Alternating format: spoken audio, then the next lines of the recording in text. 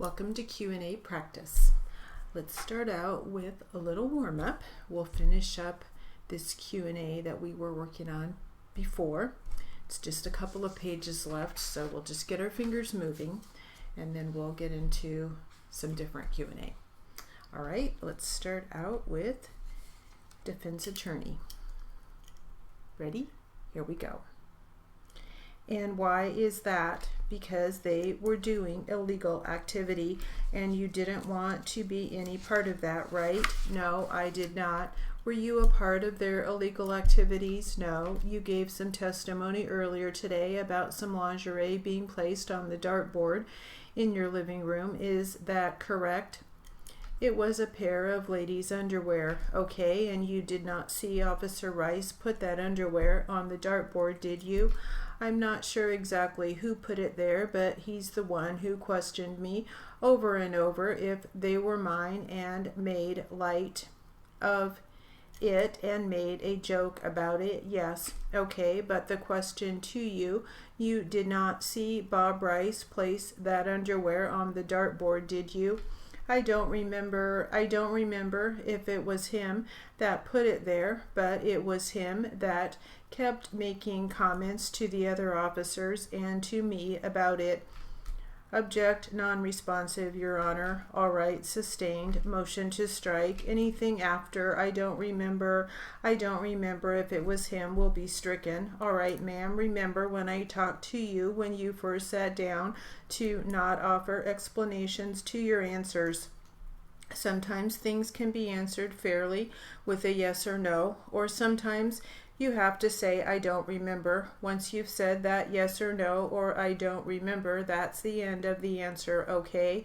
Do you understand? Yes, sir.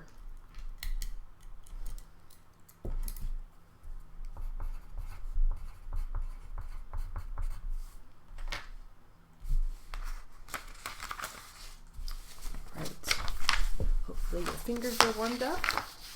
And we'll start some other Q&A material.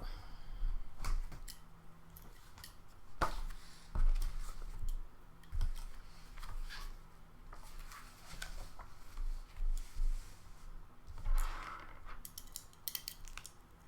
start with plaintiff attorney. Ready? Here we go. Maybe I ought to clean that up with the next exhibit, Your Honor. Okay, so we're clear for the record, Mr. Irvin, what you're pointing to, the area where the accident took place is section C of what's been marked as exhibit 1, correct? That is correct. Okay, now I'd like to show you something else. If I can get this marked for ID as well, please. Thanks. Now, Mr. Irvin, I'm going to show you what's been marked for identification as Plaintiff's Exhibit 2. Have you seen this diagram before? Yes, I have. What is it? It's a diagram that actually I created by pasting all the vehicles involved and how the accident actually occurred. Okay, so you use the diagram that was produced as part of this litigation by the defense, correct? That is correct. And you didn't do it on this size, but you used a smaller piece and then I've had it blown up, right? That is correct. Okay, could you tell the jury what this diagram that you made shows? It shows the location of the vehicles and how I perceive them as the accidents happened. And so we're clear this frame, Exhibit 2, is part C of the main diagram, correct? That is correct. Okay. Why don't you tell the jury what you're illustrating here? I'm illustrating the 3-lane, the 3 vehicles involved, the Dodge Caravan, the Honda Accord, and the tractor trailer. As I also stated back here, I merged over into this lane and stayed in this lane. And this is where the next turn lane begins. As I'm going up here, I see the tractor trailer coming over. He was in this lane at first. So with my vehicle right here, I didn't see any, and I could still see his head come up here. I didn't see any turn signals at all. So when I saw him coming over from the peripheral of my vision, I hurried up. I just reacted and got over because I knew he was Well, I thought he was carrying fuel, knowing that Baltimore Tank Lines carries fuel. That's from my knowledge of my brother, and that's the type of work that he was doing. So I got over in this lane, and as I got over in this lane right here, I was rear-ended by the Dodge Caravan, and the tractor trailer just kept going straight. He didn't stop or any. All right. Now, did you take any measurements or anything like that of the scene? No, I didn't. And so what did you base your placement of these vehicles on? The hill. And that's what you're saying is your knowledge of the hill you testified about earlier. That is correct. And so would it be fair to say this is your estimate of where the vehicles were to illustrate how the accident happened? That is correct. Okay, you can take your seat again. Now, Mr. Urban, you testified that you had initially seen the Baltimore Tank Lines trailer some distance down Mattawoman Beantown Road, correct? That's correct. Can you describe your observations of that vehicle from there until the accident took place? Objection. Overruled. Continue. Well, as I stated earlier, we were coming off of 301 and 5, where 301 and 5 merge. We had just crossed the street where the 7-Eleven and the Wawa gas stations are right across from each other, and right as soon as you pass there, there's another traffic light. The traffic light is Mattawoman Beantown Road and Crane Highway. And at that time, we pulled up next to each other. I was on the inside lane. He was on the outside lane, making a turn. There's 3 turns right there. There's 3 lanes right there. And that's when I looked to the side. Well, I had first noticed him when I was coming up, and I was behind him, and I saw the BTL on the back of his truck. Okay, and you turned onto Mattawoman Beantown Road, correct?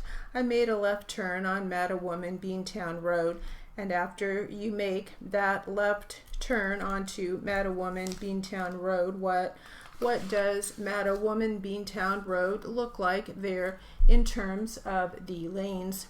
Up until you get across the train tracks right there, there's 3 lanes. And then what happens when you cross the tracks? They become 2 lanes, and that's 2 through lanes on Mattawoman Beantown Road. That is correct.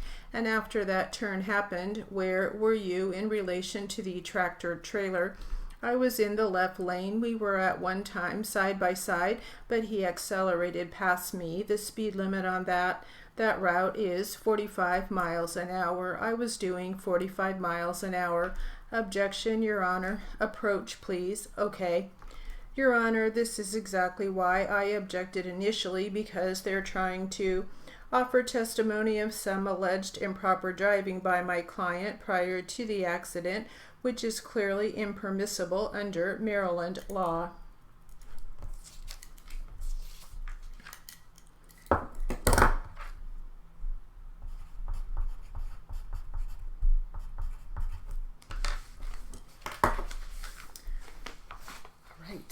Get started on some more Q&A. Finishing some stragglers up. Let's see what we have here.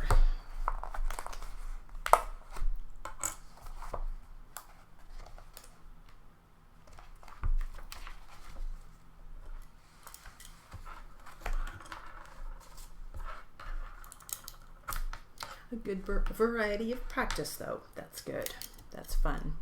All right, let's start with plaintiff attorney. We have a few minutes left. Here we go. About how many vehicles did you search that day personally? Do you recall? Yeah, quite a few, maybe 50. All right, maybe more. I'm sorry to interrupt you. Do you remember the area, or was there a specific area that you were assigned to search? Yes. What area was that? As you went in, it was more to the right around the back of a shed and toward kind of like a fence line that was on the Avery property. You have some photos in front of you, is that right? Yes. First photo, I think it's exhibit 139, is that right? I have no numbers. Let's look on the back. Oh, sorry. There you go. Yes, 139. Thank you. Can you tell the jury what is exhibit 139, please? That is the station wagon I found the license plates in. You recognize the photo in 139, is that right? Yes.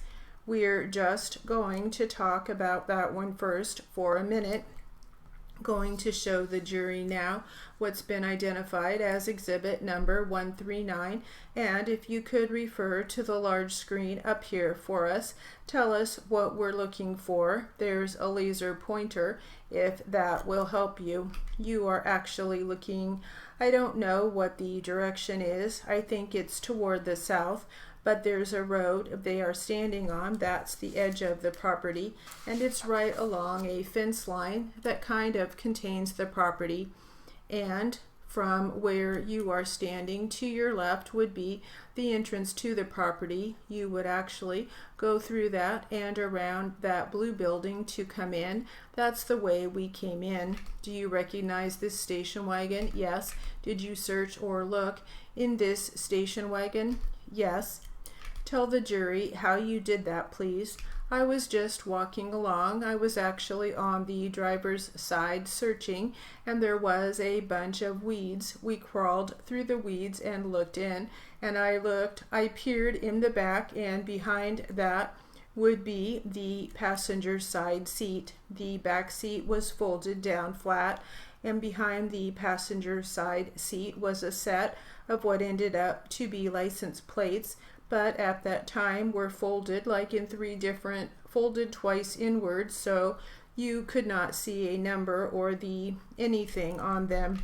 The license plates were folded. Describe that for me, like if you take them and fold them in with one thumb and then fold the other one on top again, so they were like pinched together. All right, that will conclude our Q&A practice.